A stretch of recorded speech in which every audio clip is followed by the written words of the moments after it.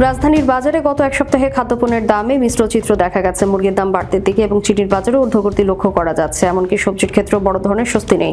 কয়েকটি পণ্যের দামে সামান্য ওঠানামা হলে অধিকাংশ সবজি এখনো তুলনামূলক চড়া দামে বিক্রি হচ্ছে। শুক্রবার রাজধানী নিউ মার্কেট, হাতিরপুল, কল, মিলতা ও মিরপুরের বিভিন্ন বাজারে ঘুরে দেখা গেছে বেশিরভাগ সবজি 60 থেকে 80 টাকা কেজি দরে বিক্রি হচ্ছে। অন্যদিকে আগের মতোই বাড়তি দামে বিক্রি হচ্ছে মাছ।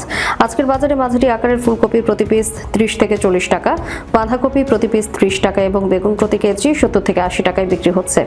পেঁপে প্রতি কেজি 30 টাকা ও চিচিঙ্গা প্রতি কেজি 80 টাকা। এছাড়া বরবটি প্রতি কেজি 100 টাকা, মূলা ও শালগম প্রতি কেজি 40 টাকা করে, সিম প্রতি কেজি 40 টাকা, টমেটো প্রতি কেজি 60 থেকে 70 টাকা, গাজর প্রতি কেজি 40 টাকা, লাউ প্রতি পিস 50 থেকে 60 টাকা, আলু প্রতি কেজি 20 টাকা এবং কাঁচা মরিচ প্রতি কেজি 100 থেকে 120 টাকায় পাওয়া যাচ্ছে। এছাড়া আজকের বাজারে তেলাপিয়া মাছ প্রতি কেজি 220 থেকে 250 টাকায় বিক্রি হচ্ছে।